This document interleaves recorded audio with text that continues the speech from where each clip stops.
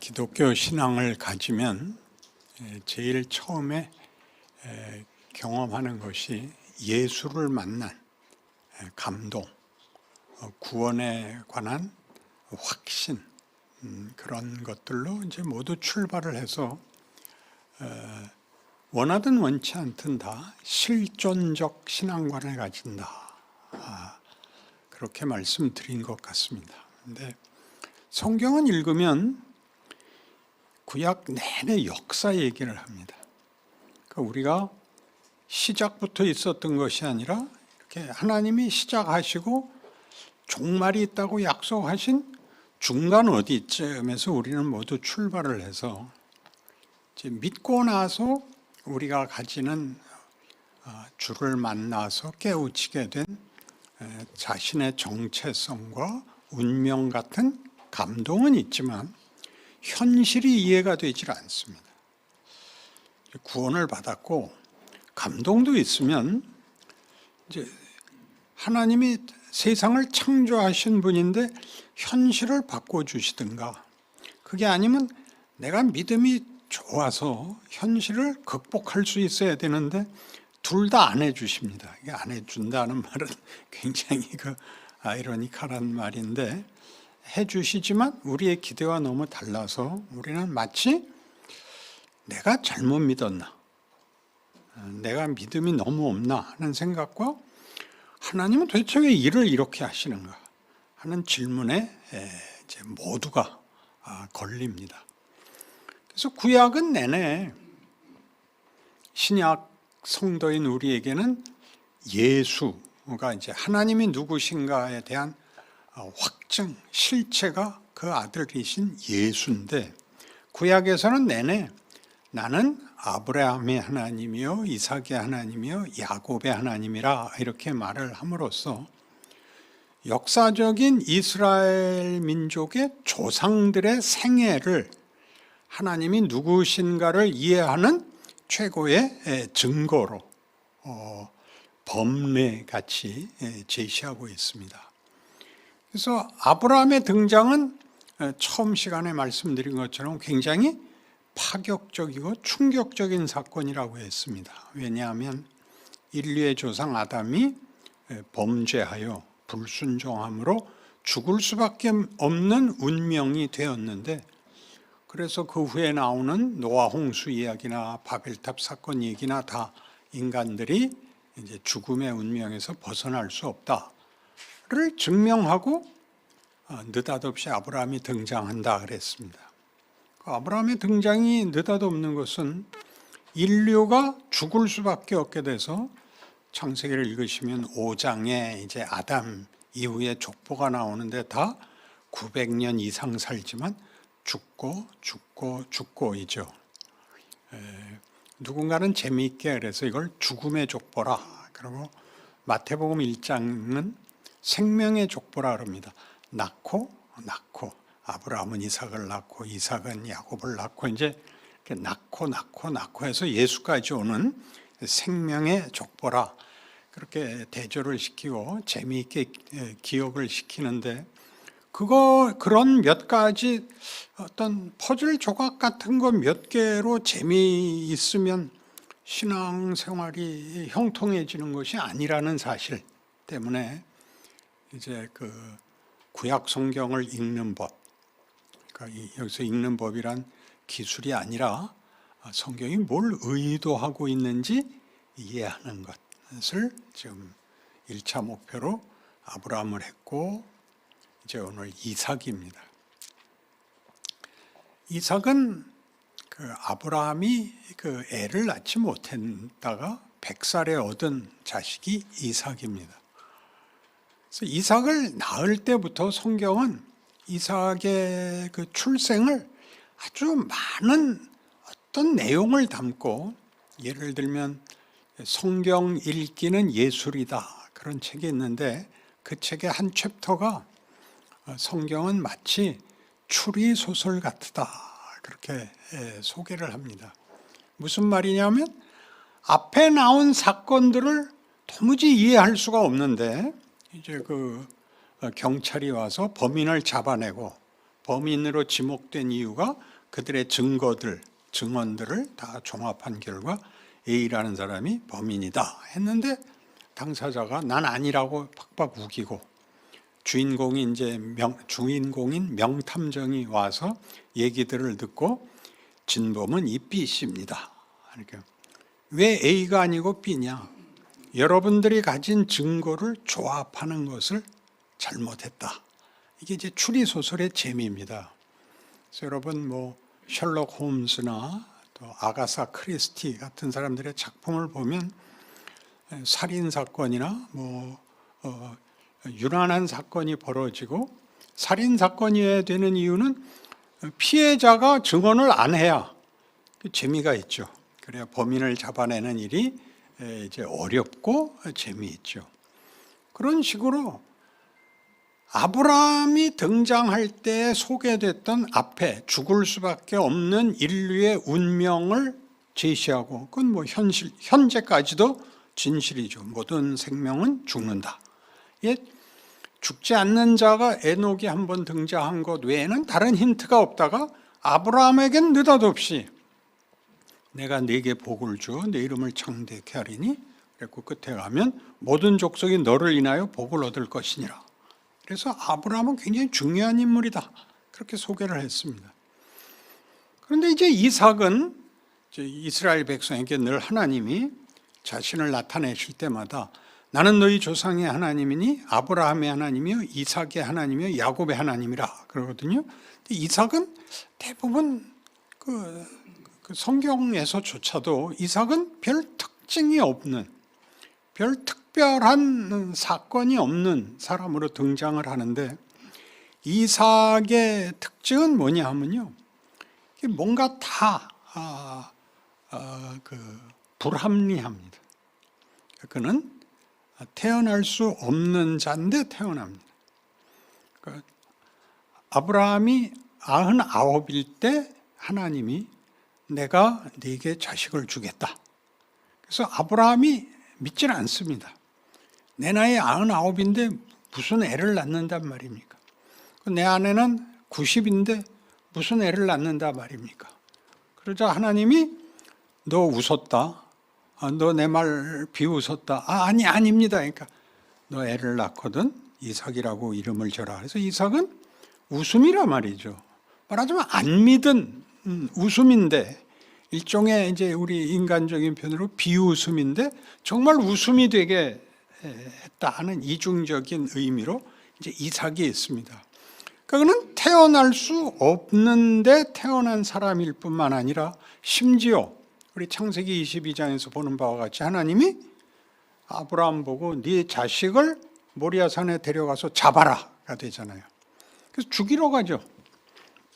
죽일 참이었는데 하나님이 칼을 빼들고 내려치는 아브라함을 막아서시고 내가 네 믿음의 행위를 보았다. 그리고 수양을 대신 제물로 잡게 하고 이삭을 살려줍니다. 히브리서에서는 그것을 그는 이삭을 죽은 가운데서 돌려받았다.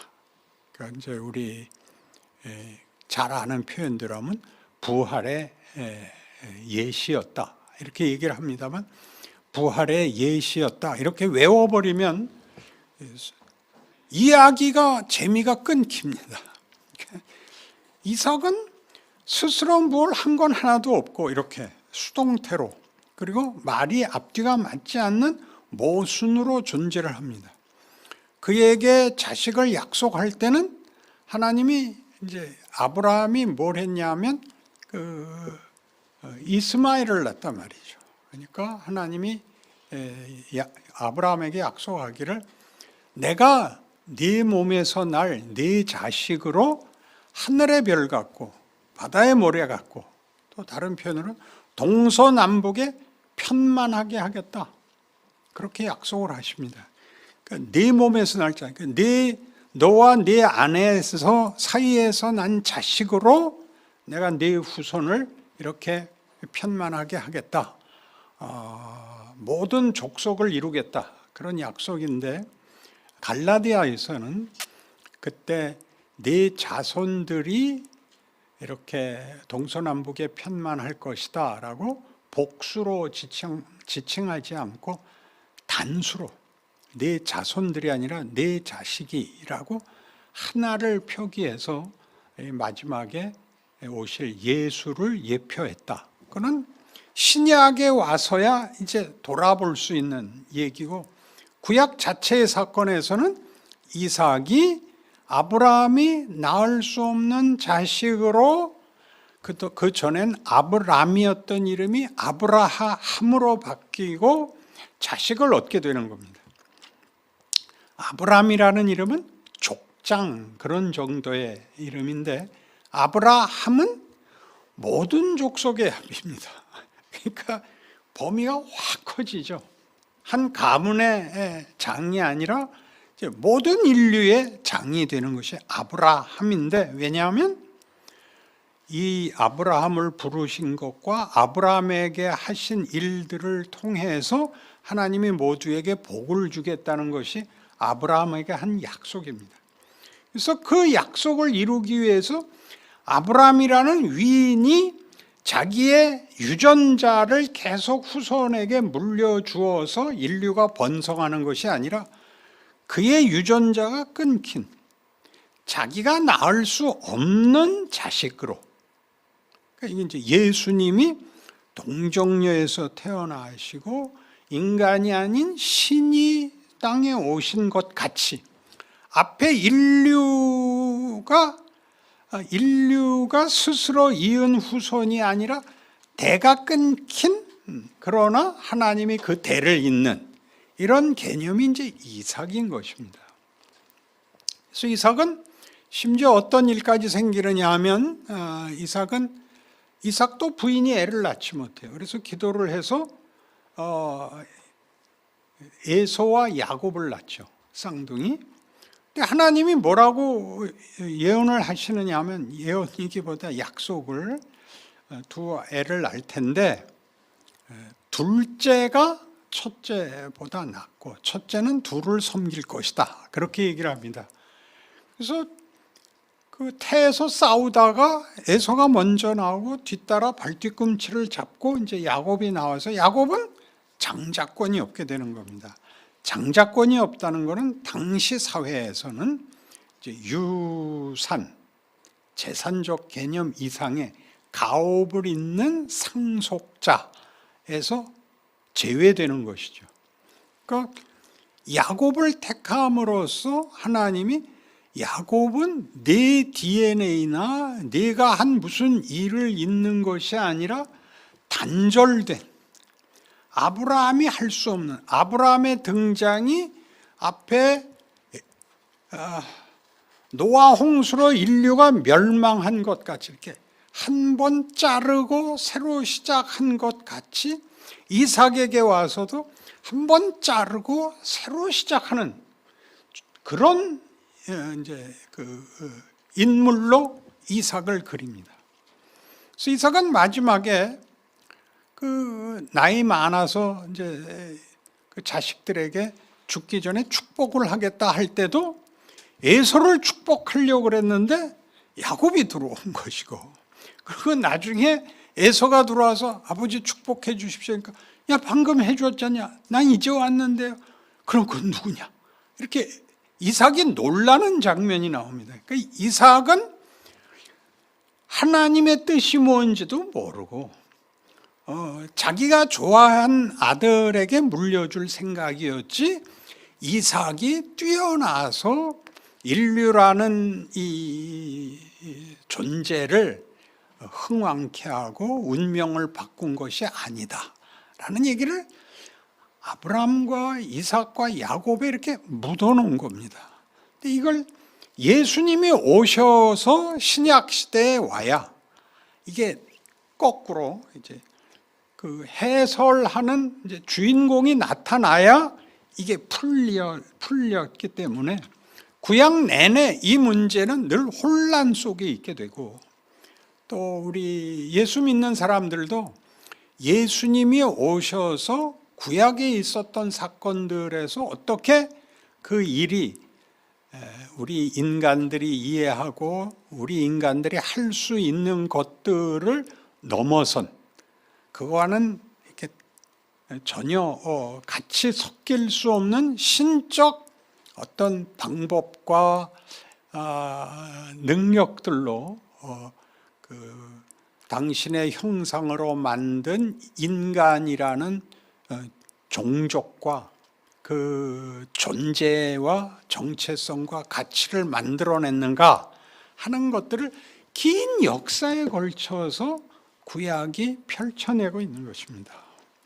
그래서 우리가 시작할 때 같이 실존적 신앙관을 가지고 난 예수를 믿는다, 오늘 죽어도 천국 갈 것을 믿는다, 이렇게 얘기한 것은 실존적 고백으로 얼마든지 좋지만 당장 그런 각오가 있는데도 하나도 형통하지 않은 현실은 뭐란 말인가? 여기는 답을 못하고 있는 거죠. 그냥 이제 나중에 어떻게 되느냐면 안 믿는 것도 아니고 믿는 것도 아닌, 그래서 그저 세상에 끌려가는 게 전부이고 이 인생이 뭔지, 도대체 뭘 할 수 있는지, 어쩌다가 한 번씩 사건적으로 한 번씩 신통한 일을 할 수는 있지만 인생 자체를 통틀어서 내다볼 수 있고 이해할 수 있는 이런 식의 이해력은 한국교회에 부족하다, 그렇게 얘기할 수 있고, 그래서 이 설명이 굉장히 중요한 것입니다.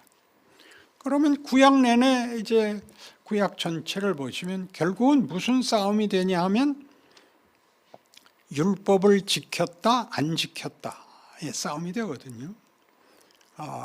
하나님이 이스라엘을 꾸짖을 때마다 너희는 여호와를 버리고 우상을 섬겼다. 뭐 율법의 1조에서 4조까지는 다 하나님 한 분만을 섬기라는 요구인데 그걸 다 어기고, 그다음에 5조부터 10조까지 있는 이웃사랑도 할 수가 없게 되죠. 이 문제들이 왜 구약 내내 이렇게 반복되는가? 가장 중요한 것은 지금 아담을 만들었을 때도 하나님이 하시는 명령은 너는 저건 따먹지 마라 라고 한 선악과 무엇이 옳고 무엇이 그르냐의 싸움이 아니라 너를 만든 하나님은 널 뭘 만들고 싶어 하는가로 와야 되는 것을 못하고 맞다 틀리다 하러 갔는데, 이것은 종교라는 모든 것이 가지는 공통점입니다. 어느 종교나 종교가 종교로서 그 인정을 받으려면 도덕과 정성이 있어야 됩니다. 어떤 것도 종교라고 할 때는 도덕성이 있고 열심히 있어야 되는데 둘 다 대상이 없습니다.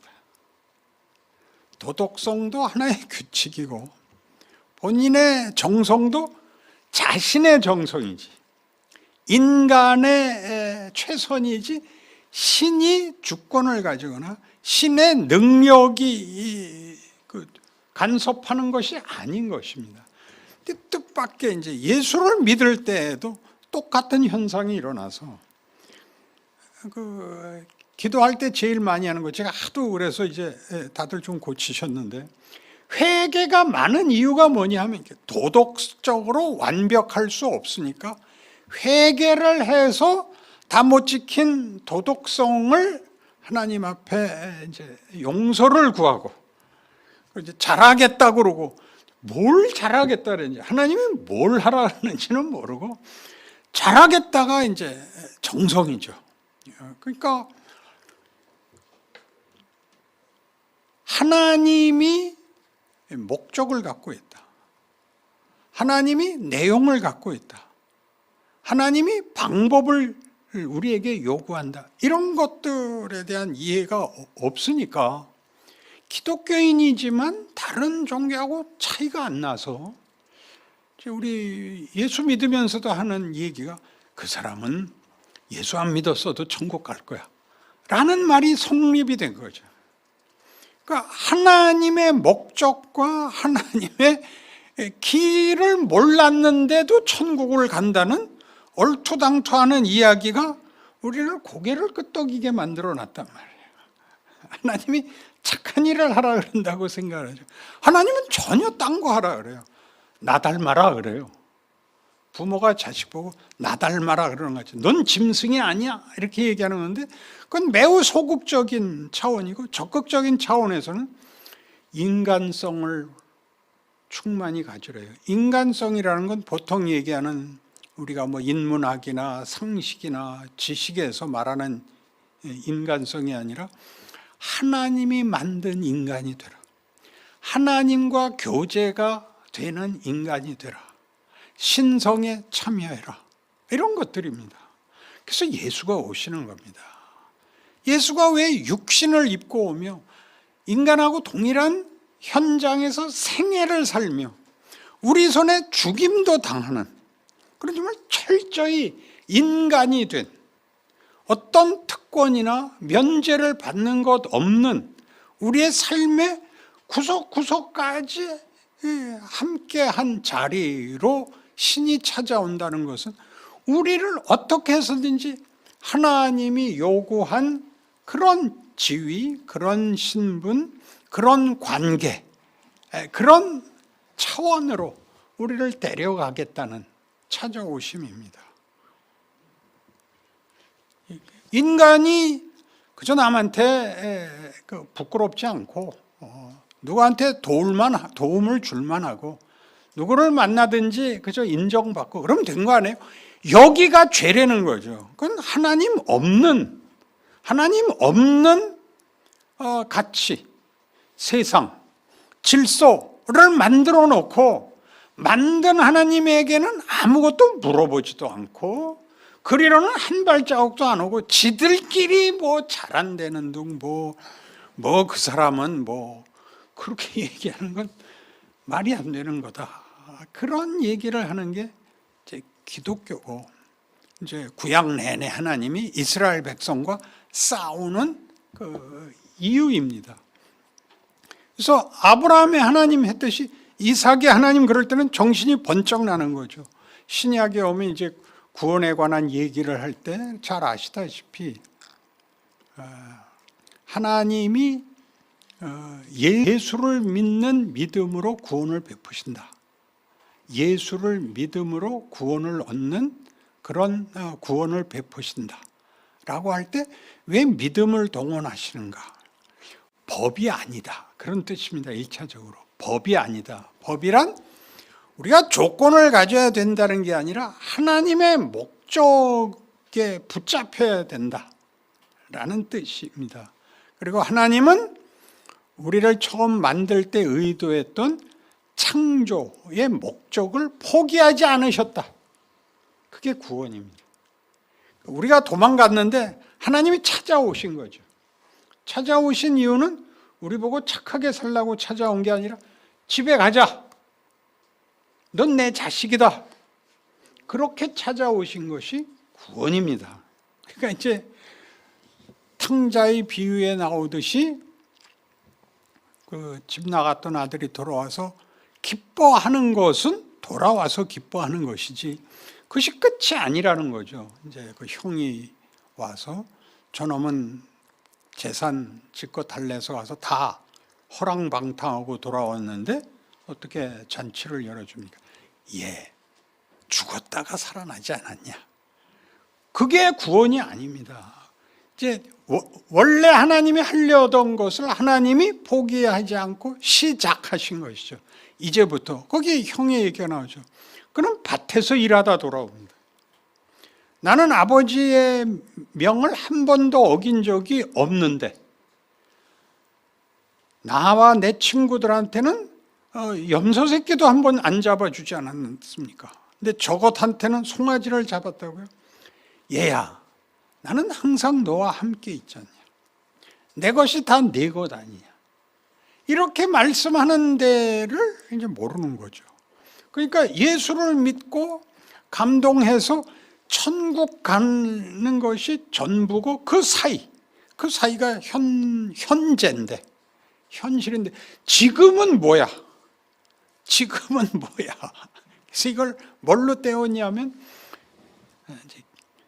이거 좀 애매한데 성경 많이 보고 기도 많이 하고 특별한 선생님 모시고 성경 공부하고 자꾸 확인을 하는 거예요. 내가 진심을 갖고 있다. 내가 이렇게 열정을 갖고 있다. 그 성경 공부를 해도 무슨 말인지 하는 사람도 모르고 듣는 사람도 모르는 성경 공부가 대단히 많아요. 그냥 읽고 좋아해. 이게 또 얘를 마음대로 들 수 없는 이유가 이게 방송을 타더라고요. 이게. 무수히 걸리죠. 이거 무수히 걸려. 그럼 이제 그렇게 믿는 게 아니다 그러면 당장 이렇게 물어와요. 그럼 우린 지옥 가냐? 그거 밖에는 잣대가 없는 거예요. 그래서 제가 공부시키고 있는 그룹도 하나 있는데 늘 저한테 꾸중을 들어요. 왜냐하면 성경을 읽고 이렇게 문맥이 없어요. 거기서 단어를 뽑아갖고 감동을 해요. 뭐 진실하게 살자, 정직하게 살자, 긴장을 늦추지 말자, 이런 것들을 해요. 그래서 앞에서 지금 여기 이야기가 이렇게 진행되는데 너 뭐 하고 있냐고. 나 착하게 살고 매일 기도도 하고 성경도 읽는데 그럼 내가 잘못됐다는 거냐? 그렇게 물어요. 잘못됐다는 거야. 커야지. 너는 나이를 안 먹냐 왜? 시작을 해서 하나님이 시간을 가지고 있고 시작과 과정과 끝을 갖고 있다고 성경 내내 창조부터 그다음에 경륜, 섭리가 있고 종말이 있다. 그 역사를 얘기하고 우리 개개인의 현실이 태어나고 자라고 후회하고 반성하고 그렇게 어른이 되는데 철이 안 들지 않냐? 그러면 제가 답답해하는 것보다 더 답답해요. 이 이상 어떻게 더 예수를 잘 믿냐? 그런 표정으로. 근데 왜 나보고 성경 공부를 하자는지 난 그 이해를 할 수가 없어요. 커야죠, 여러분. 여러분 애들 이쁩니다. 5살짜리, 7살짜리 이쁩니다. 정말 보면 막 이렇게 웃음이 나오고 반갑습니다. 그 애하고 결혼할래요? 그럴 수 없죠. 결혼을 하려면 나이가 있어야 됩니다. 순진하고 순수하고 해맑으면 안 돼요. 그때는 철이 들고 실력이 있어야 될 거 아니에요.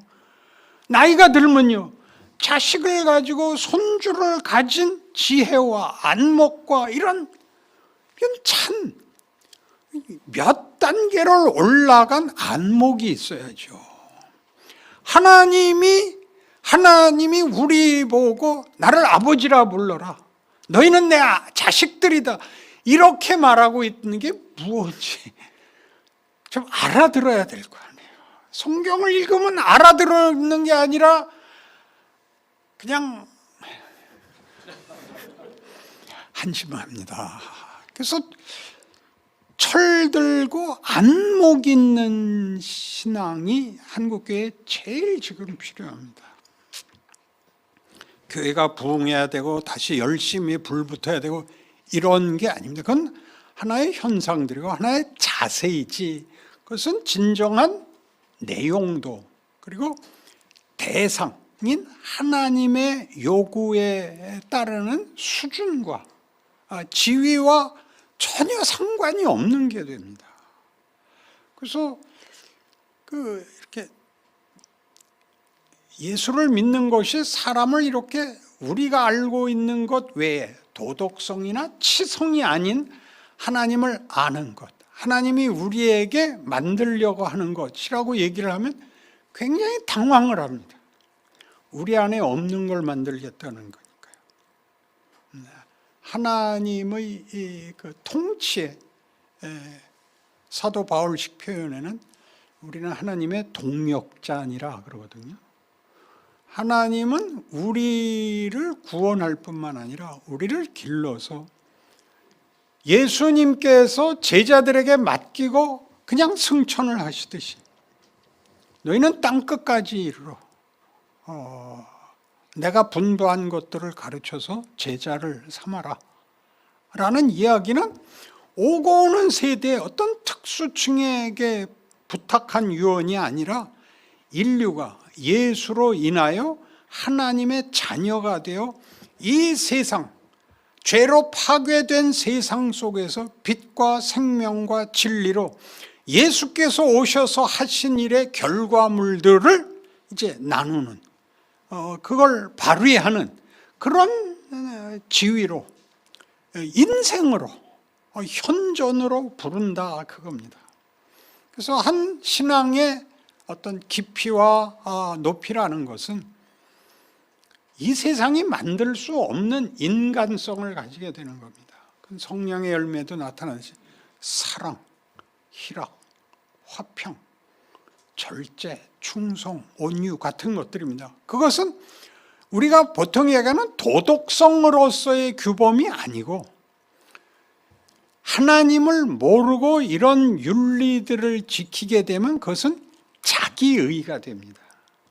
자기의가 된다는 것은 그것을 섬기기 위하여 발휘하는 것이 아니라 자기를 확보하기 위해서 발휘를 합니다. 그러니까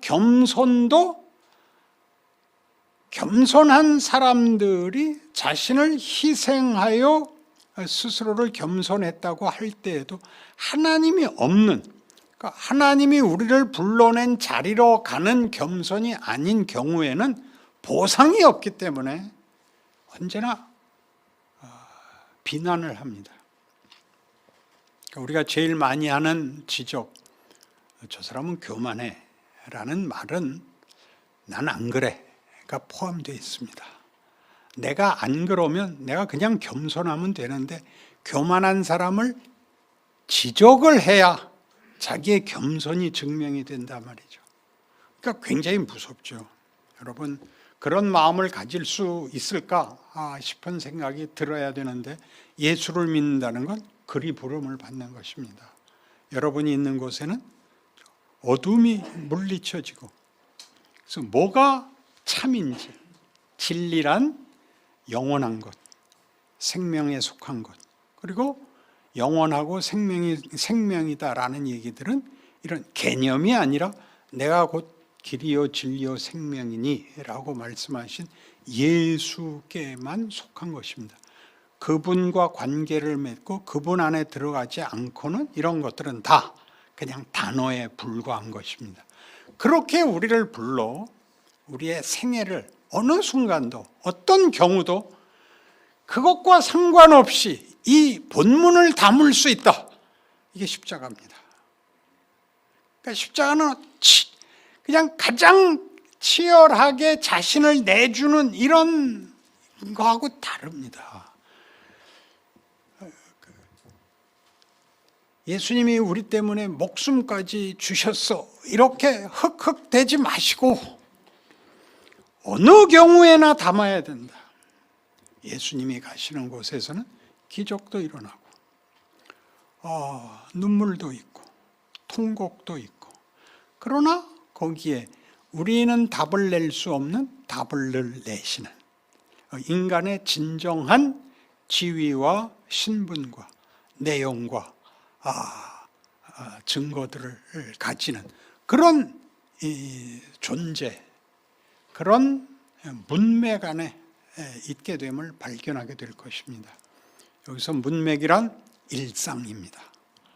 그러니까 신앙의 최고의 요구가 순종인데 하나님이 하시고자 하는 일을 해라 이겁니다. 그 일은 1차적으로 내가 크는 것이지 어떤 임무가 아닙니다. 그러니까 내가 크고 내가 만나는 내 옆에 하나님이 보낸 사람들 안에 내가 진리고 생명이 되는 것입니다. 그렇게 서기 위해서 각각의 일상에 들어가셔야 됩니다. 순종은 각각의 문맥에 들어가야 됩니다. 그러니까 여러분의 지금 조건들, 건강, 친인척, 동료, 여러분이 속한 세상, 지금의 정치, 경제, 사회, 교육의 현장 속에 들어가서 그걸 다 어떻게 정답을 만들어내는 것이 아니라 그 조건 속에서 여러분이 할 수 있는 증거들과 영향력에 대해서 책임을 져야 됩니다. 여러분이 크고 여러분을 만나는 사람들이 여러분에게서 생명과 진리를 보게 됩니다. 그것이 하나님이 일하시는 방법이요, 우리에게 주신 최고의 하나님의 특권입니다.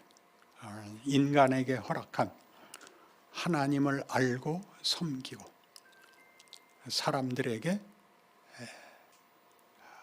위로와 운명에 대하여 도움을 줄 수 있는 존재와 인생이 되는 것입니다. 혹 질문 있으면 하십시오. 보통 신학교에서 가르칠 때는 꼭 분노에 찬 반론이 있곤 했습니다. 왜냐하면 여태껏 확신했던 이 자기의 이해가 깨지는 거죠. 그러니까 이걸 안 깼으면 싶은 겁니다. 그러니까 설교를 하거나 강의를 하면 사람들이 뭘 요구하냐면 내가 아는 거가 맞지를 요구하고 앉아 있습니다. 그게 아니다 해서 그냥 그 다음은 못 쫓아오고 이제 화만 내는 거죠. 내가 알고 있었던 게 아니란 말입니까? 이렇게 아닌 건 아닌데 긴 것도 아닌. 여러분은 출발선상에서 어쩌면 맴돌고 있었을 수 있는 한국 교회의 기독교 교육의 현실입니다.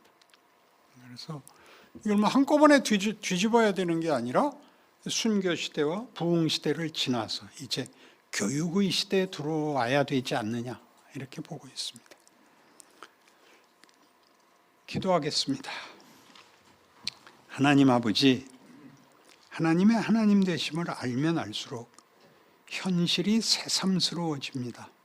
나라는 존재와 내가 서 있는 조건들이 하나님께서 가장 깊게, 놀랍게, 엄청나게 준비하신 저 십자가에 대한 표현같이 십자가는 하나님의 지혜요 하나님의 권능이니라, 그 말씀이 내 것이 됩니다. 주께서 그리하셨듯 우리의 인생에도 우리가 그 믿음을 가진 후손으로 하나님의 약속의 존재로 우리의 삶 속에 이 생명과 진리를 힘써서 증언하고 함께 기뻐하고 함께 커가는 기적을 경험케 하여 주옵소서. 예수님 이름으로 기도합니다. 아멘.